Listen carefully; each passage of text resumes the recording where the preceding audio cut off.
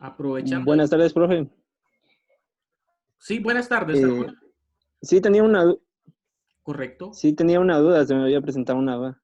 A ver, cuénteme. Este, sobre, sobre los lubricantes de las cajas. Correcto, muy bien. Como, como, como cada caja de cambios tiene diferentes tipos de lubricantes. Correcto. Entonces, mi duda que tenía era que si a una caja se le ponía un lubricante, por decirlo así, con una viscosidad más grande, pero según de lo establecido del fabricante. Mm, Y hasta después uno se percataba ya de tanto tiempo ujú. y se le volvía a lo establecido, se le volvía a aplicar lo establecido. Entonces, ¿no habría algo ahí que afectara, Correcto. Muy buena pregunta. como las cajas de cambio? Fíjese que las cajas de cambio de los discos de embrague de, de las cajas automáticas, ellos traen un recubrimiento de las características que ellos llevan. Entonces, al utilizar un Ajá. aceite que no tenga las características idóneas, esto me va a llevar por lo consiguiente a un desgaste prematuro. Recordemos que los discos dentro de las cajas de velocidades van a ser ciertas aleaciones que va a tener la caja. Le voy a mostrar por acá, déjenme. No sé si alcanza a ver usted acá los discos. Ahorita. Estos discos Sí. van a Ajá. estar con ciertos aditivos que van a estar establecidos en normativas. Estas normativas pueden venir por medio de desgastes prematuros. Si podemos ver, estos discos van a tener mecanismos abrasivos o pastas que van a ocasionar que nosotros en algún momento, si no colocamos el aceite ideal, estos discos van a tender a desgastarse rápidamente porque el aceite no va a cubrir las especificaciones de fábrica. Recordemos de que ellos en algunos casos van a tener alguna propiedad, algún químico dentro de las propiedades abrasivas y estos en algún momento pueden tener incompatibilidad con los aceites que nosotros tengamos. Entonces, es recomendable que nosotros utilicemos las normativas de aceite. Hablemos de un Dextron, hablemos de un Mercom que podrían venir en esas especificaciones. ¿Dónde encuentro yo, Ah, ya, ya. dónde encuentro yo este aceite ideal? A ver, de repente ustedes me ayudan. ¿Dónde puedo encontrar yo el aceite acorde a mi vehículo? En el fabricante, según lo que diga el fabricante. Muy bien, pero digamos de que me voy a ir un poquito al extremo que a veces ustedes me mencionan. ¿Qué pasaría si yo no tengo los datos de ese fabricante? ¿A dónde iría?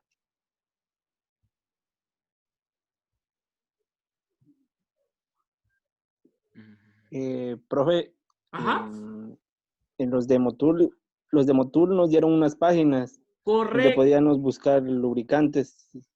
correcto. Ajá. Ustedes el día de hoy pueden identificar que en su resultado de aprendizaje, el resultado de aprendizaje 2, yo les creo hoy un enlace.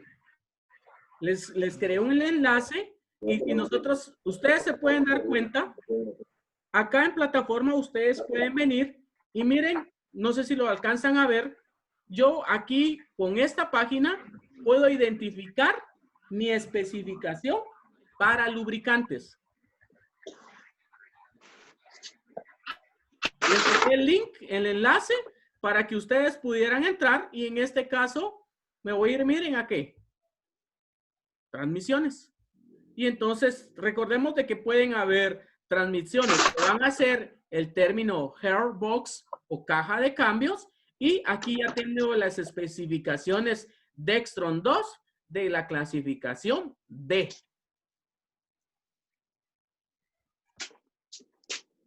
Entonces, la actividad que hoy les mencioné por ahí a ustedes va un poquito más para que ustedes puedan visualizar sus plataformas y en el caso de visualizar las plataformas puedan identificar el tema de sus lubricantes. Profe, ¿Sí? también tenía otra duda. Correcto, Carlos, para eso estaba viendo unos videos donde me nació esa duda porque decía que no había que creer, bueno, no había que creer siempre en el escáner, como también con respecto a las cajas de cambios automáticas. Llevan unas electroválvulas, si no estoy mal, en la parte inferior. Ajá. Ajá, entonces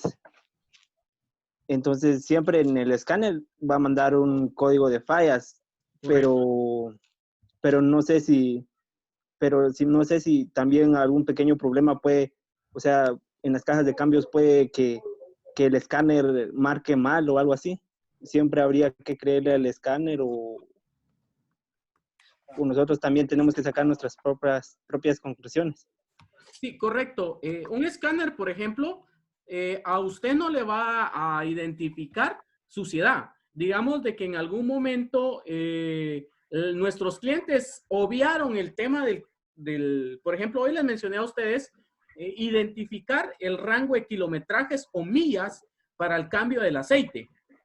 Digamos que a nuestro cliente se le fue por alto y no hizo el cambio del aceite hidráulico, de la caja automática. Y lo dejó pasar, ¿qué? 100,000 millas. Entonces ese aceite va a perder propiedades y en algún momento va a llenarse de suciedad. Y entonces la electroválvula puede llegar a un punto en el cual la electroválvula puede llegar a estar tapada. O puede estar en algún momento, puede estar saturada de sedimentos. Entonces, ¿qué es lo que yo debo de hacer con esa electroválvula? ¿Ustedes recuerdan un poquito el principio de un solenoide? ¿Carlos? ¿Carlos? Así es. ¿Se recuerdan Sí. que él va a tener una posición cuando se activa? Sí, profe. Y se desactiva. De igual manera va a suceder con la caja automática. Y en ese momento lo que nosotros debemos de identificar son dos cosas importantes en la caja automática. Y es que nosotros vamos a identificar dentro de nuestra caja que no vayamos a tener una electroválvula saturada de sarro o que nosotros vamos a tener una electroválvula llena de componentes producto del desgaste de los discos. Y entonces, ¿qué es lo que yo voy a realizar con mi instrumento? Como por ejemplo, mi multímetro. Por ejemplo, yo voy a venir acá y voy a hacer mediciones de ohmiaje. En base a que de repente el escáner no me está marcando el código, pero la suciedad realmente el escáner no me lo va a marcar. Ni tampoco el escáner me va a marcar a mí un desgaste de la electroválvula. Entonces, en lo particular, yo debo de utilizar ya mis medios de diagnóstico, como por ejemplo, ¿qué? El tema de medición de presiones de la caja automática. Entonces, yo voy a proceder a medir presiones para identificar el funcionamiento de las electroválvulas. Y no solo las electroválvulas, porque voy a tener demás componentes electrónicos. Pero yo me atrevo a hablar de un 80% que el tema del escáner es efectivo en las cajas automáticas hasta un 80%. Ya lo que van a ser desgastes producto del funcionamiento de la caja, pues básicamente el escáner no nos los va a recomendar o no nos los va a marcar en un diagnóstico, pero nosotros pues ahí tenemos que amarrar el tema de crear un diagnóstico desde medición de presiones hasta el punto que nosotros podamos desarmar y poder llegar al conjunto de electroválvulas y esto ocasione pues ya nosotros un diagnóstico más profundo.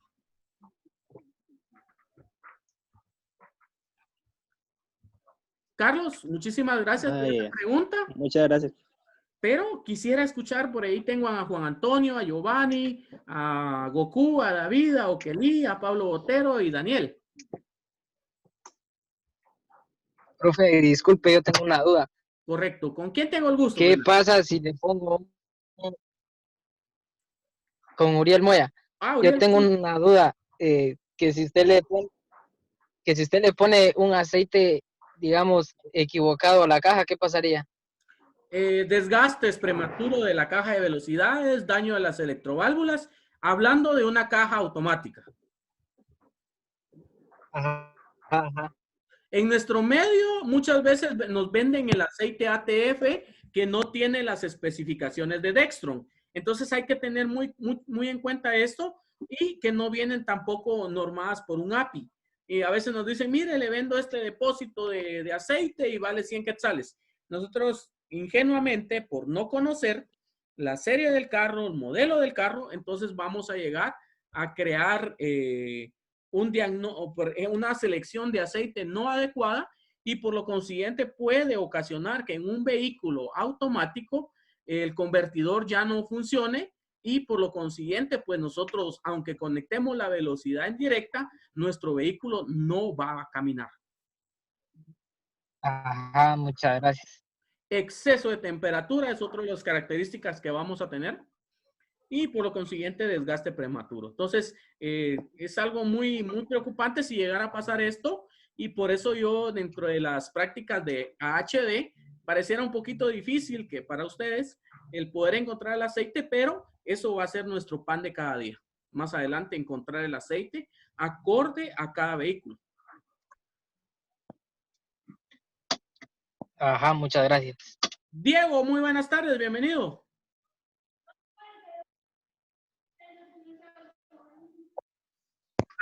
Buenas tardes, profe.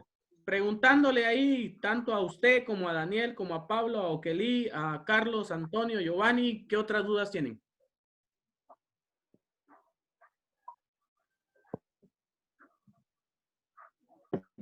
Diego, buenas tardes. Diego. Mucho gusto. Buenas, profe. Ajá, correcto. Buenas tardes. Okeli, Beltetón, buenas tardes. ¿Alguna duda?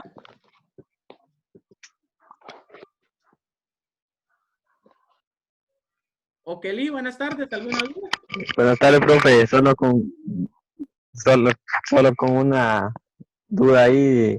Correcto. Cuando el carro es doble, dice lo que he leído yo, que dice que hay que tener en neutro la caja de cambios para poder meterla doble. Correcto, sí. De hecho, para cuando se haga un accionamiento de un vehículo en 4x4, debemos de identificar qué tipo de vehículo voy a tener. Porque actualmente también yo tengo vehículos que son completamente electrónicos, por ejemplo, el caso de Hilux, en algunos casos de Amarok, en algunos otros casos de algunos otros vehículos que están en el mercado. Pero si estamos hablando de un vehículo ya un poquito antiguo, me imagino que va un poquito en el enfoque a su vehículo, el Hilux que usted tiene. Uh-huh. Entonces, regularmente, ahí usted tiene una selección completamente manual. Entonces, por lo consiguiente, usted tiene que llevar evitar que la caja de velocidades esté girando, porque en algunos casos, algunos transfer, tienen algunos dientes que son completamente rectos. Un diente recto necesita tener bajas revoluciones para poder engranar uno con otro. Contrario a lo que tenemos nosotros en un vehículo que va a ser accionado con dientes epicicloidales. Entonces, ahí yo debo parar, accionar, y accionarlo, ¿verdad? Entonces, sí, ahí tengo que parar y accionarlo. Está bien, profe. Solo esa era la duda. Un poquito contrario a lo que nosotros estamos viendo hoy en día en otros vehículos. En algún momento, algunos vehículos que estén en el medio van a venir con medios electrónicos o pueden venir con medios por vacío. Entonces, hoy en día, mucho vehículo, usted va a encontrar que en el medio va a tener un selector como el que yo le voy a presentar ahorita, por medio de botones. ¿Lo alcanza a ver? No sé si lo alcanza a ver por ahí. Así es. Entonces, lo que va a suceder es de que las personas, hoy en día, la electrónica lo va a hacer todo, pero puede ser que los dientes sean diferentes. Entonces, si es de palancas, pues hay que tener especial cuidado en no dañar el mecanismo de los dientes, porque en algunos casos lleva dientes completamente rectos.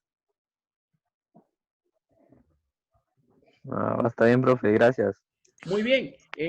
Por ahí la invitación a Pablo. Mucho gusto, Pablo. ¿Alguna duda? Profe, buenas, buenas. Disculpe, yo lo estoy molestando con acerca del tema que estamos hablando. En la parte de, no sé si se puede prender, creo que se logra ver. Sí, accionamiento. Este es el accionado del 4x4. Por botones, ajá. Sí, señor. Pero ahora, referente a lo que dijo Okelin, él dijo que uno tenía que meter otra para lo que es 4x4. Correcto, en algunos vehículos. Pero yo he visto que hay gente que... Sí, señor. Hay gente que mete, porque está 4x4 high y 4x4 low, ajá, 4x4. que si no estoy mal, la 4x4 low, ajá, es como la más potente. La más potente que se va a utilizar para caminos completamente de alto rendimiento para el vehículo. Y la high es donde, por ejemplo, usted sea un camino que pueda ser muy variante, pero que usted posiblemente va a necesitar en alguna circunstancia una potencia en las 4 ruedas. Ya, a eso le quería hacer una pregunta, profe. De igual manera, se tendría que poner en neutro para poner una 4x4 high. Lo ideal, sí, lo ideal es... Y colocarla. Lo ideal es, pero recordemos, eso sería una situación ideal cuando nosotros tenemos identificado bien qué tipo de dentado tiene nuestra caja. Ya. Por ejemplo, nuestro transfer, identificamos que tiene dientes rectos, definitivamente paro, neutro y acciono. Pero en algunos otros vehículos está pasando mucho en Hilux. En Hilux usted no necesita parar, solo disminuir su velocidad, en algunos casos a 10 kilómetros por hora. Ah, sí, sí, señor. En algunos Hilux, pero no es en todos. Entonces, ¿qué es lo que sucede? Resulta de que ya las cajas de transfer están trayendo un mecanismo de accionamiento por medio de dientes, no dientes rectos, no que dientes helicoidales.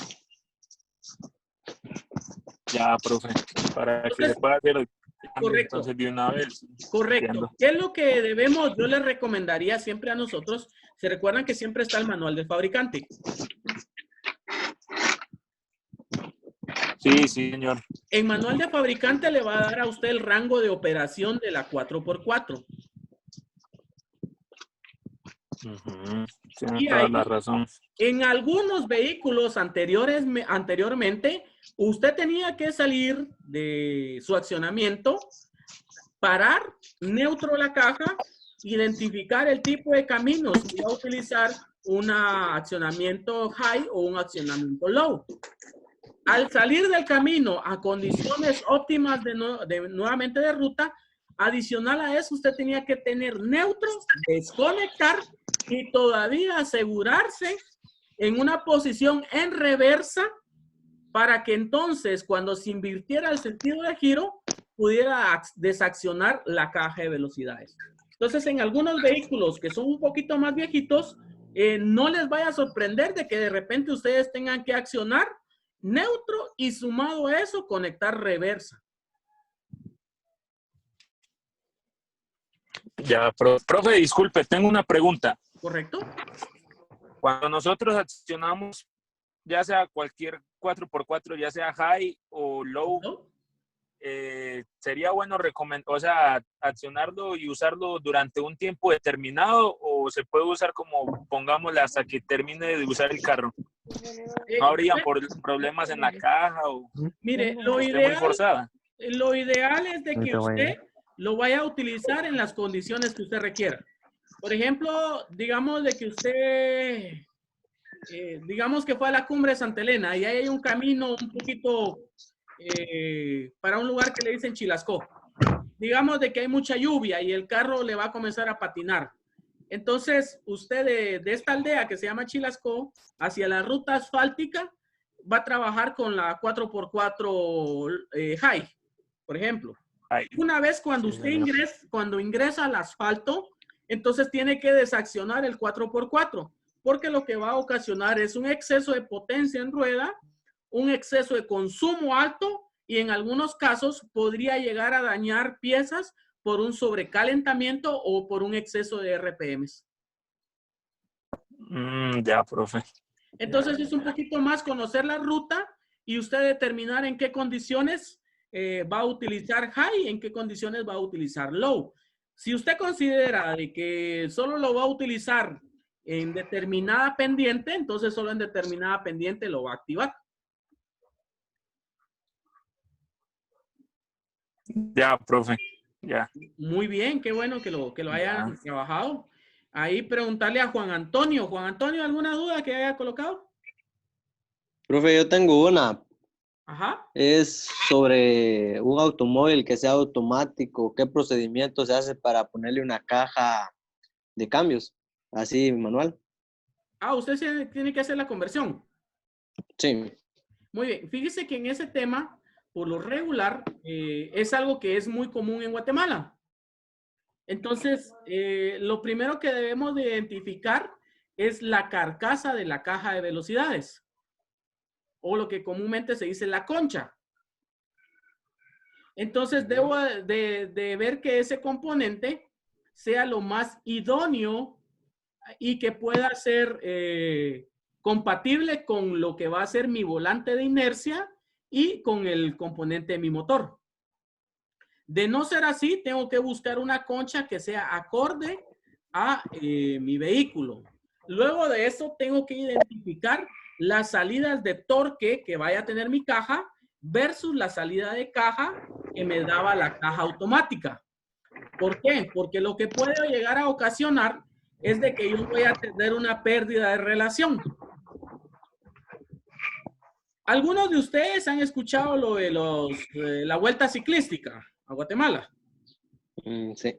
De los ciclistas. Y ellos dicen que están trabajando con cierta relación de cadenas. Y muchas veces cuando lo narran dicen están usando una 1142. Esa es la relación de dientes para poder determinar una velocidad o una dureza o un accionamiento más blando en el pedal. Lo mismo va a pasar que en vez de nuestro pedal va a ser el motor.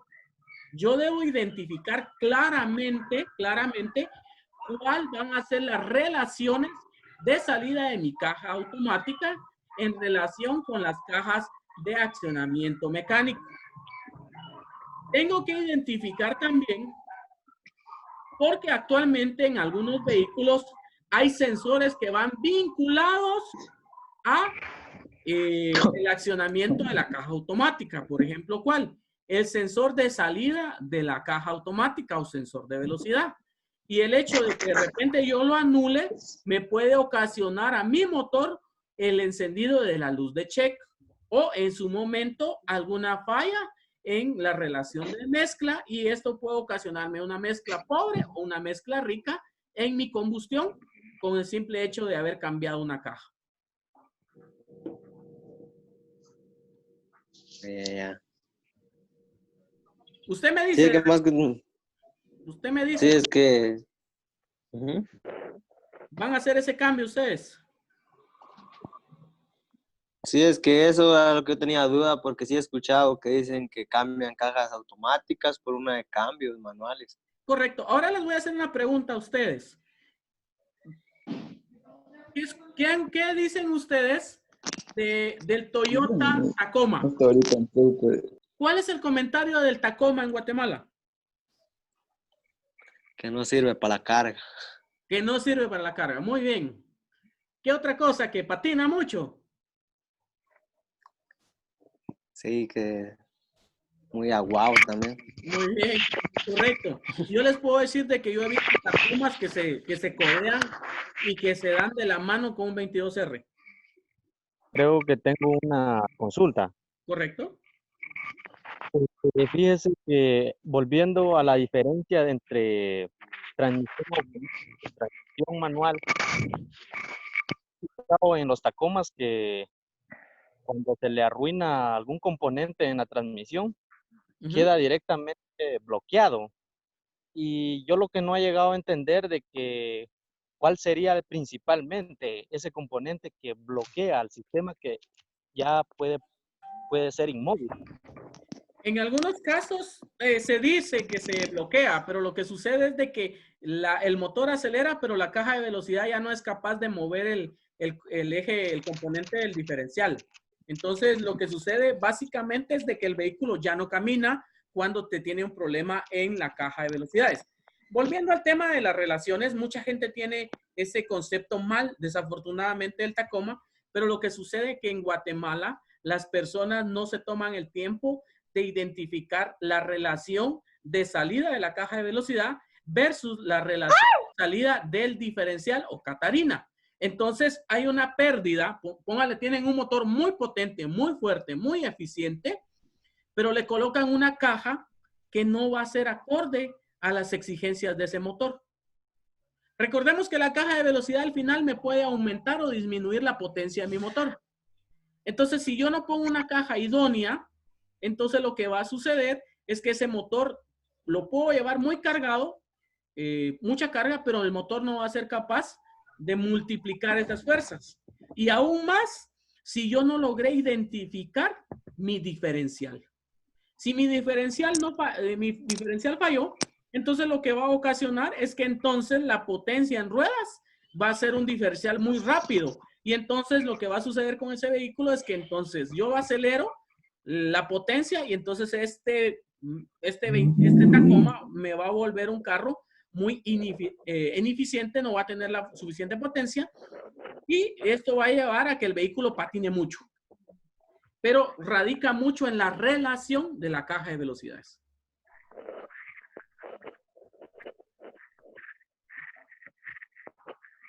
Diego, no sé si logré solventar su duda. Sí, creo que sí, profe. Tenemos que identificar, ¿se recuerdan que en el libro ustedes encuentran unas fórmulas matemáticas? Sí. Donde hay que medir los dientes o contar los dientes. Sí, exactamente. Esto va a ser relacionado a las características de nuestros diferenciales. Entonces, debemos de tener un poquito de cuidado cuando vayamos a hacer esa corrección, pues podemos llegar a un punto donde nosotros podemos tener un carro mal relacionado.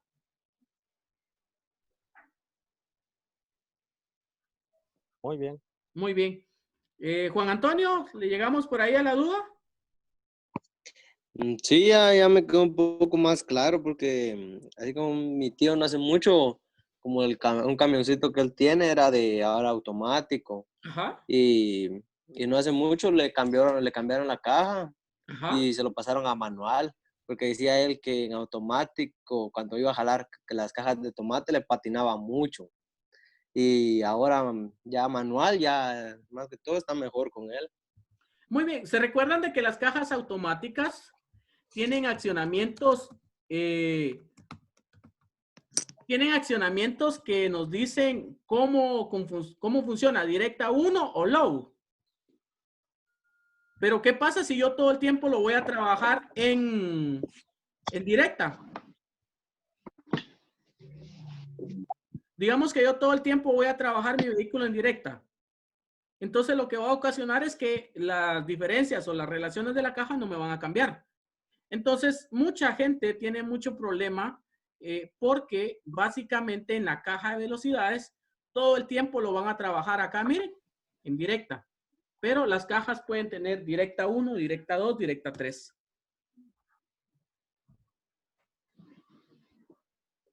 Entonces, es un poquito de identificar cuáles son las características de nuestra caja de velocidad Y si nuestra caja de velocidad tiene más accionamientos, más allá de un directa 1, directa 2, yo tengo que identificar en dónde voy a utilizar directa 1 y en dónde voy a utilizar directa 2.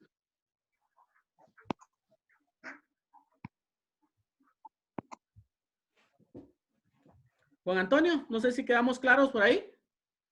Sí, es que sí, como él me había platicado que como que era muy rápida la caja que tenía. Cuando él siempre medio Muy bien. aceleraba. Y, Recordemos que mucho vehículo, por ejemplo, estamos hablando de los Isuzu NPR. El Isuzu NPR muchas veces viene diseñado para condiciones de trabajo planos, pero desafortunadamente la geografía de Guatemala es muy quebrada. Pero estas cajas automáticas tienen sus accionamientos en directa 1, directa 2, y esto va a determinar el funcionamiento de nuestra caja. Entonces, yo en lo particular les he de decir que las cajas automáticas acá en Guatemala funcionan bien. Y pareciera un poquito feo que yo lo diga así. Lo que sucede es que se dañan mucho acá en Guatemala por dos razones importantes. La gente aquí en Guatemala no tiene costumbre de manejar una caja automática. Y segundo, no le dan el mantenimiento al aceite. O sea, algo así como que caja de aceite, bueno, tal vez hay que hacerle cambio. O muchas veces se van solo al cambio de aceite y no hay cambio de filtro. Entonces, dos cosas importantes por las cuales en Guatemala no ha funcionado la caja automática es por dos razones. La gente no ha aprendido a utilizar la caja y segundo, el mantenimiento a las cajas.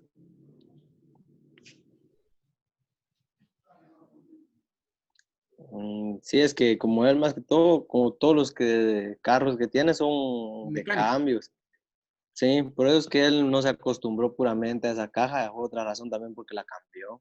Correcto, sí, y a veces estamos es un poquito cultural realmente aquí en Guatemala, pero básicamente les he de decir que la caja automática tiene muchas mayores ventajas y mayor aprovechamiento. Y otra situación, aquí en Guatemala no respetamos los límites de carga.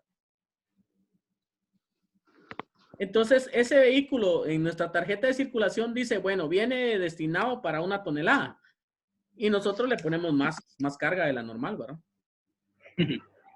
Entonces es lo que nos sucede con las cajas. Y entonces depende para lo que lo queramos, pero lo que sí es idóneo, que por ejemplo en el caso de ese camioncito, nosotros hubiéramos relacionado la caja con el diferencial. Si la caja coincide con el diferencial, no tenemos problema.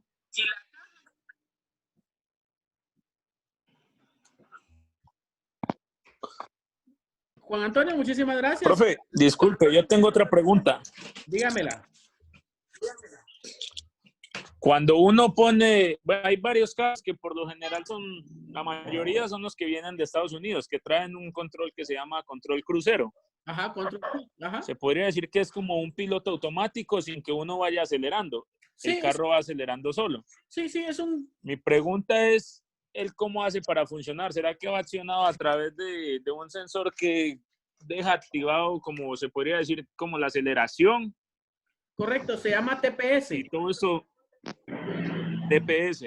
Ajá, el rango de la Trailer Position Sensor, el rango de la posición de la mariposa. Él va a medir una determinada cantidad de aire que vaya a ingresar al motor y esta cantidad de aire va en relación a la medición de la mezcla estiquiométrica.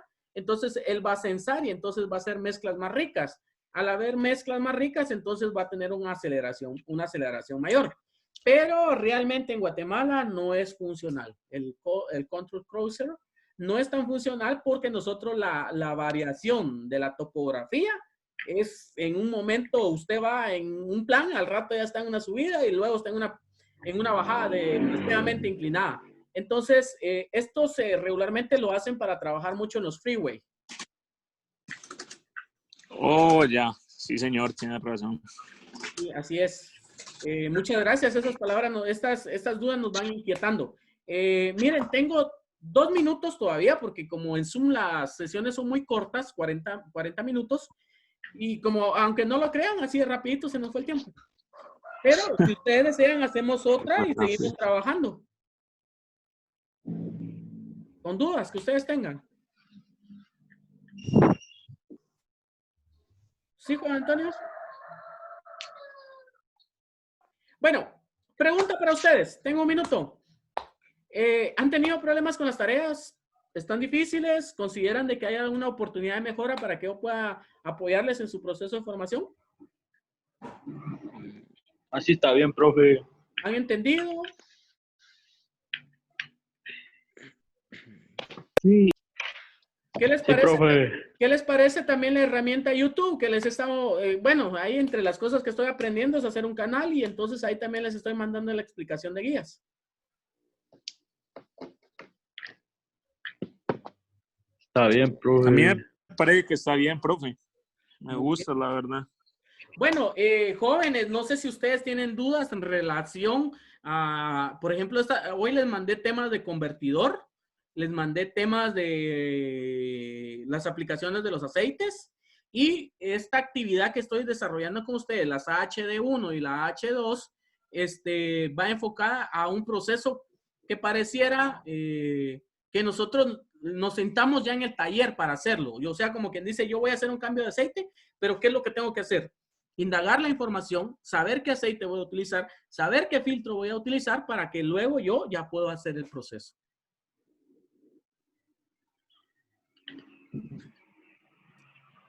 Un minuto, ¿hacemos otra sesión? Ustedes me dicen. Profe, yo tengo una duda. Un minuto, ¿hacemos otra sesión?